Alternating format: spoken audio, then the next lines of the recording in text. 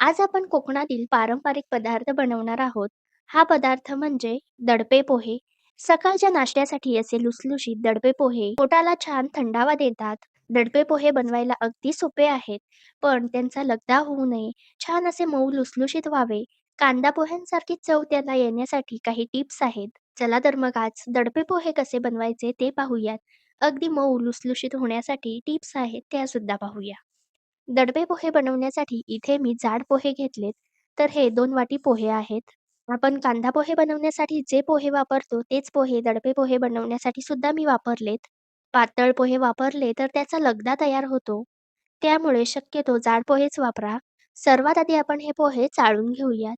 तर इथे मी हे पोहे चाळणीवर घेतले आणि अशा पद्धतीने चाळून घेतलेत. त्यानंतर आता हे पोहे आपण एका बाउलमध्ये काढून घेऊयात. तर इथे मी 2 वाटी पोहे घेतलेत. त्यासाठी अर्धा कप इथे मी नारळाचं पाणी वापरलंय. आता हे नारळाचं पाणी आपण या पोह्यांमध्ये घालूयात. नारळाचं पाणी पोह्यांमध्ये घातल्यावर आता हे पोहे आपण अशा पद्धतीने पाण्यामध्ये व्यवस्थित मिक्स करून घेऊयात. अगदी हलक्या हाताने हे मिक्स करून घेऊयात.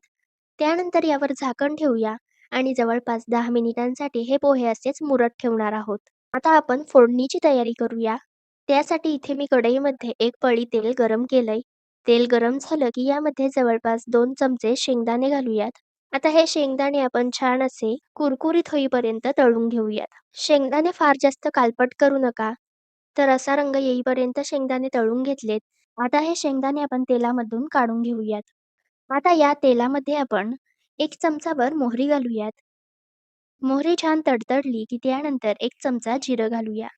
सोबत यामध्ये अगदी चिमूटभर आपण हिंग घालणार आहोत. हे तिन्ही साहित्य एकदा व्यवस्थित आपण परतून घेऊयात. त्यानंतर इथे मी एक मोठ्या आकाराची हिरवी मिरची अशी चिरून घेतलीये. चिरलेली हिरवी मिरची फोडणीमध्ये घालूयात. सोबत यामध्ये 7 ते 8 कढीपत्त्याची पाने घालूयात. सर्व फोडणी व्यवस्थित आपण परतून घेऊयात. फोडणी परतून झाली की गॅस बंद करूयात. तर इथे 10 मिनिट झालेली आहेत. आपले पोहे छान भिजवून झालेत. त्यानंतर इथे मी एक मध्यम आकाराचा कांदा असा बारीक आकारामध्ये चिरून घेतलाय. चिरलेला कांदा आपण पोह्यांमध्ये घालूया. त्यानंतर इथे मी 2 चमचे ओला नारळ किसून घेतलेला आहे. आता हे किसलेलं खोबरं आपण यामध्ये घालूयात. त्यानंतर यामध्ये मूठभर बारीक चिरलेली कोथिंबीर घालूयात. कोथिंबीर छान अशी बारीक आकारामध्ये चिरून घ्या. आता यावर 1 चमचाभर साखर घालूयात. सोबत यामध्ये चवीनुसार मीठ घालूयात.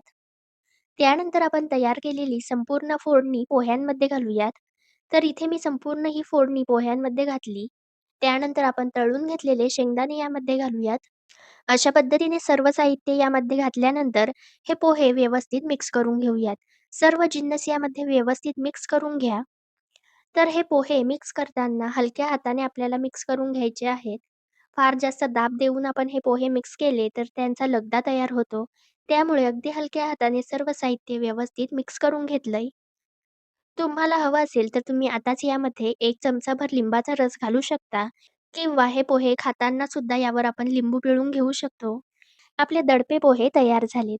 तर या पद्धतीने आज आपण दडपे पोहे बनवले. अगदी छान मऊ लुसलुशीत हे पोहे तयार होतात. त्याचबरोबर याचा लगदा सुद्धा होत नाही. रेसिपी तुम्हाला कशी वाटली ते कमेंट्समध्ये नक्की सांगा व रेसिपी आवडली असेल तर व्हिडिओला लाईक करायला विसरू नका.